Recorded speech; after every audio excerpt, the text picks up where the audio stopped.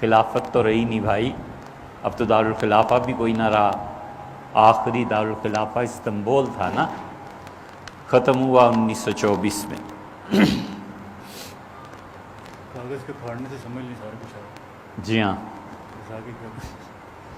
CNN میں interview کے دوران اعتراف کیا کہ مسلمانوں میں وہابی فرقہ ہم نے اپنے مغربی دوستوں کی خواہش پہ پیدا کیا۔ ہم نے مساجد اور مدارس پر انویسٹمنٹ کی اور اب ہم اپنے مغربی دوستوں کی خواہش پر اس فنڈنگ کو بند کر رہے ہیں۔ یہ اس میں انہوں نے کوئی نیا انکشاف نہیں کیا۔ ہم پہلے بھی کہتے تھے، ہم اب بھی کہتے ہیں، دنیا میں اس وقت جو کام پینڈنگ میں پڑے ہوئے ہیں نا، ان میں سے ایک کام وہابیت کی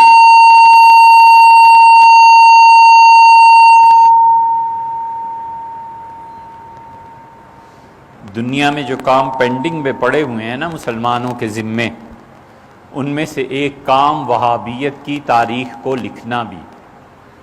ہمیں آپ سے کوئی ایک ٹکے کا فائدہ نہیں اٹھا، ہم کیوں جھوٹ بولیں؟ لندن میں ہمارے پاسپورٹ، ہمارے خاندان والے گواہ ہیں، 6 مہینے ہم لندن میں رہے ہیں اور اتنی مرتبہ گئے ہیں کہ میں خود یاد نہیں، اور 6 ماہ میں کوئی کام نہیں تھا سوائے اس کے کہ صبح اٹھے اور ایک کپ چائے پیا اور انڈیا آفس لائبریری چلے گئے، دوپہر کو اترے، سامنے مچھلی کی ایک دکان سے مچھلی کھائی، جا کے پھر بیٹھ کے پڑھنے، اور پھر شام کو جب لائبریری بند ہوئی تو اٹھ کے گھر چلے گئے۔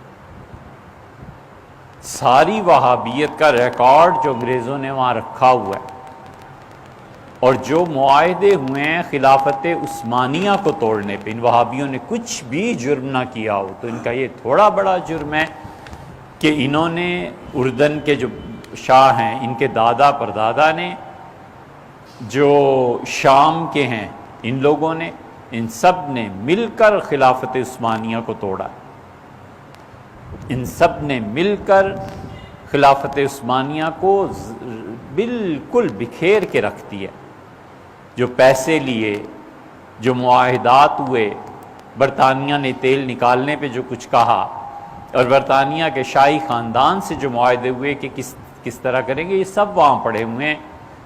کوئی بچہ وقف کر دے اپنی زندگی کو، بشرطے کہ اس کا باپ 1-2 کروڑ چھوڑ کے مر جائے اور کہے بیٹے اس پہ کام کرو، اس وہابیت کی تاریخ کوئی لکھے کہ وہابیت ہے کیا، اور یہ مسلمانوں میں کس طرح عروج پائی، اور ان لوگوں کے برگوبار کیا تھے اور ان کے معاہدات کیا تھے۔ انڈیا آفس لائبریری میں، جو اب برٹش لائبریری کے نام سے مشہور ہے لندن میں، سارا ریکارڈ پڑا ہوا ہے ان کا، کس طرح انہوں نے خریدا، کس طرح انہوں نے کہا کہ شیعہ سنی کی بنیاد رکھو۔ سلطان عبدالعزیز کا بیٹا کس طرح گیا نجف میں، سیدنا علی رضی اللہ عنہ کے مزار کو آگ لگایا۔ کسی کی بھی قبریں جلانا جائز ہیں؟ میرے باپ کی قبر کو جو جا کے جلائے تو مجھے کچھ دکھ نہیں ہوگا۔ سیدنا حسین ابن علی رضی اللہ عنہ کے مزار پہ آگ لگا کے آگے، اور جو انہوں نے وقف لوٹا ہے وہابیوں نے وہاں، اور جو کرتوت انہوں نے کیے ہیں وہ تھوڑے ہیں۔ حتیٰ کہ وہاں کا نجف کا ایک شیعہ اٹھا باقر، اور وہ آیا اور اس نے درعیہ میں آ کے اس کے بیٹے کو قتل کر دیا۔ اس کا ہم نے اپنا بدلہ لے لیا، اور انہوں نے سارے علاقوں میں شیعہ سنی فساد مچا دیا، ان کے نزدیک سب واجب القتل تھے۔ شامی جیسا آدمی جس پہ پچھلے 250 سال سے فقہ حنفی کا دار و مدار ہے، وہ اکیلا شخص، وہ تو 54-55 برس کی عمر میں ان کا انتقال ہو گیا رحمہ اللہ۔ اگر اور زندگی ہوتی تو کتنے بڑے کارنامے انجام دیتے۔ وہ عینی شاہد ہے ان سب چیزوں کے۔ اپنی شامی میں وہ لکھتے ہیں کہ یہ سب وہابی خارجی ہیں جو خلافت عثمانیہ کے خلاف اٹھ کھڑے ہوئے ہیں۔ ان کا اس سے بڑا جرم کوئی نہیں کہ خلافت عثمانیہ کو انہوں نے ٹکڑے ٹکڑے کر دیا انگریزوں کے کہنے پہ۔ بٹلر نے جو کتاب لکھی ہے وہ مرتب کرنے سے پہلے مر گیا، اس کی یادداشتیں تھیں۔ حضرت رسالت مآب صلی اللہ علیہ وسلم کے روضہ مبارک پر جو حملہ کیا ہے اور نیچے چلے گئے ہیں اور جا کر قبر شریف کو جو توڑا ہے، وہ کس کھاتے میں ہے؟ کوئی ایک جرم ہے ان کا؟ یہ تو ابھی 2 سال پہلے کی بات ہے، کہہ رہے تھے کہ حضور اقدس صلی اللہ علیہ وسلم کا مزار سب سے بڑا شرک کا اڈا ہے، لہٰذا راتوں رات کھدائی کرو، رسول اللہ صلی اللہ علیہ وسلم کے جسم مبارک کو نامعلوم مقام پر منتقل کر دو، بعد میں اس پہ بلڈوز کر دینا۔ تو ماشاءاللہ شاہی خاندان سے جواب آیا کہ یہ بات مناسب نہیں، پکڑ کے اس کو تعزیر نہیں لگاتے کہ حضور اقدس صلی اللہ علیہ وسلم کی توہین کرتے ہو۔ نبی کریم صلی اللہ علیہ وسلم عام مسلمان بھی ہوتے، حضور اقدس صلی اللہ علیہ وسلم نے دیکھا تھا کسی کو قبر کے ساتھ ٹیک لگا کے بیٹھے ہوئے، تو آپ نے فرمایا تمہیں پتہ نہیں ہے قبر والے کو اس سے تکلیف ہوتی ہے، ہٹو یہاں سے۔ نیچے چلے گئے، جا کے لوٹ مار کی۔ عثمانیوں کا پہلا گورنر جب مدینہ منورہ میں آیا تھا تو اس نے کہا، تاجروں کو بلایا اور پہلی مرتبہ اس نے روزہ مبارک پہ حاضری دینی تھی، اس نے کہا بتاؤ سب سے بڑا ہیرا کون سا ہے؟ بتایا گیا 80,000 تولے سونے کا ہیرا ہے، اس کا لے آؤ۔ 80,000 تولے ادا کیے اور ہیرا سونے کی پلیٹ میں جڑوا کے قبر شریف پہ نیچے چلا گیا اور بس قبر پہ رکھا اور کہا اللہ کے رسول یہ میری طرف سے آپ کی خدمت میں ہدیہ ہے، بس چپ کر کے ہٹ گیا اور رو پڑا۔ حضور اقدس صلی اللہ علیہ وسلم کی قبر شریف پہ لوگوں کی جانیں قربان ہو گئیں۔ 2 سال تک مدینہ منورہ کا 4 سال تک محاصرہ رہا ہے۔ عثمانیوں نے تلوار نہیں اٹھائی، عثمانیوں نے کہا رسول اللہ صلی اللہ علیہ وسلم کو کیا منہ دکھانا ہے، قیامت میں کہیں گے میرے شہر میں قتل و غارت گری ہوتی رہی، اور انہوں نے بھی ظالموں نے کوئی ایک ان کا ہے، کوئی ایک چیز ہے انہوں نے کی کیا؟ اس کی تاریخ سنائیں۔ مساجد، مدارس، انویسٹمنٹ انہوں نے باقاعدہ کی، بر صغیر میں انویسٹمنٹ نہیں کی۔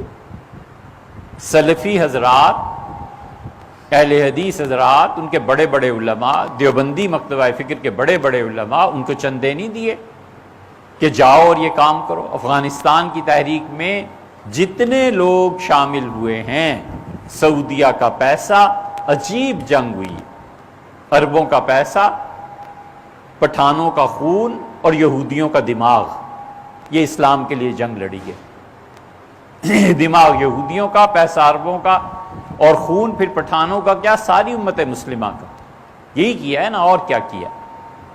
وہ وقت تھا جو آپ کے اگلے سوال کا جواب ہے۔ ایک وقت تھا 1980 میں 90 میں، ہم نے دیکھا ہے اس دور کو اچھی طرح سے پوری دنیا کی قوتیں اہل السنہ کی پشت پناہی کر رہی تھیں اور شیعہ کی شامت آئی ہوئی تھی، اور ہمارے دور میں پوری دنیا کی قوتیں اب ان کے پسے پشت ہیں اور ہماری شامت آئی ہوئی۔ سیاست میں کوئی ایسی غرض ہے ہی نہیں سرے سے، ہم تو صرف اس کو مذہبی اور امت کے حوالے سے دیکھتے ہیں کہ امت میں کیا ہو رہا ہے۔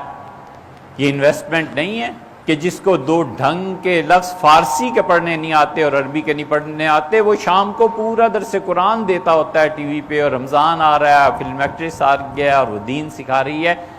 یہ کون انویسٹمنٹ کر رہا ہے؟ یہ الہاد کے علاوہ اور کیا چیز پھیلائی جا رہی ہے؟ اسی لیے اب یہ جو اقدامات ہو رہے ہیں نا، اس پہ افسوس جن لوگوں کو ہے، وہ ان لوگوں کو ہے جن کے پیسے بند ہو گئے ہیں، جن کے چندے مدارس کے بند ہو گئے ہیں، جن کے لیے مشکلات پیش آ رہی ہیں کہ پہلے تو چندہ آتا تھا، اب کیا کریں گے، اب وہاں سے تو چندہ آنے سے رہا، یہ اب چیزیں پیش آ رہی ہیں۔